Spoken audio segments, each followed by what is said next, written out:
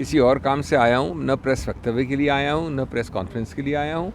आप लोग यहाँ पूछने आए हैं, इतनी तकलीफ उठा के, इसलिए बता रहा हूँ। मैंने यहाँ याचिका दर्ज की है आज। वो चुनाव को चुनौती देने वाली याचिका है और उस याचिका में महत्वपूर्ण कानूनी मुद्दे उठाए गए हैं। माननीय उच्च न्यायालय अपने नियमों के अनुसार उस याचिका को देखेगा और उसके बाद उसमें अग्रिम आगे प्रक्रियाएं होंगी। चुनाव अब का खेल ख़त्म हो गया, चुनाव की बात ख़त्म हो गई। ये एक कानूनी प्रक्रिया है, इसमें कोई राजनीति नहीं होती है।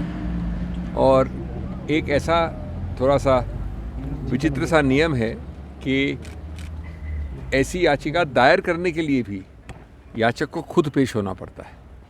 आमतौर पे दायर करने के लिए खुद पेश होना आवश्यकता नहीं होती है, लेकिन चूंकि नियम ऐसा है इसलिए मैं आया हूँ, नहीं तो मैं आने का कोई शायद आवश्यकता भी नहीं होती इस वक्त। बाकी क्या होगा वो बात की बात है, जब ये माननीय उच्च न्यायालय इसको देखेगा और इस पर एक्शन लेगा। सर किस तरह की आई हैव याचिका का जो मूल स्रोत है, जो मूल उसमें ग्राउंड लिया गया है, वो संक्षेप में सिर्फ इतना है कि ये धारणा, ये प्रचलन या ये इंटरप्रिटेशन किसी नियम का जिसके अंतर्गत जिसका नाम अगर टाई में, अगर बराबरी में जिसका नाम निकले वो हार जाए, ये धारणा, ये प्रचलन, ये इंटरप्रिटेशन कानूनी रूप से गलत है। ये आम तौर पे संस्कृति में, सोच में, कॉमन सेंस में जिसका नाम निकलता है जब दो ही लोग होते हैं और दोनों में बराबरी होती है, तो जिसका नाम निकलता है उसको जीतना चाहिए। ये जो नियम का इंटरप्रिटेशन दिया गया है किसी के भी द्वारा, वो गलत है और इसलिए अगर ये इंटरप्रिटेशन गलत है तो जो परिणाम घोषित हुआ वो भी गलत होगा। ये भी मानना है कि जो एक्ट है, जो कानून है, उसमें ऐसा कोई नियम नहीं है।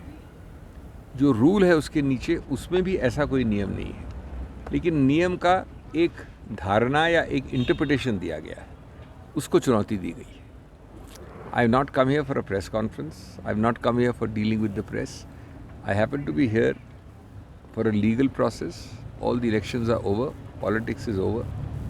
This is a challenge to the election purely on legal grounds.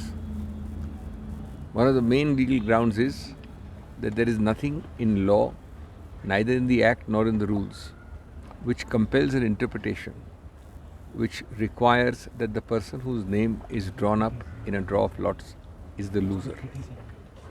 It defies common sense, it defies the old traditions, the old practice anywhere and everywhere in the world, that between two people, when there are only two people and not more than two, the person whose name is drawn out in a lot should be the winner, not the loser.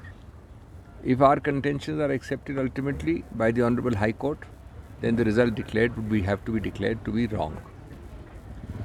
There is a strange procedure for election petitions which requires the petitioner to be present himself to file it. That is why you find me here today.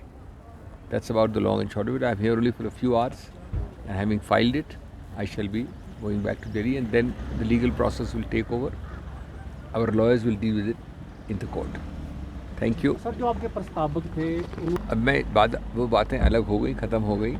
आज प्रस्तावक भी नहीं रहे, voting भी नहीं रही, क्योंकि वो डिस्क्वालीफाई हो चुके हैं। आज की बात कोई दूसरी बात है। ठीक है।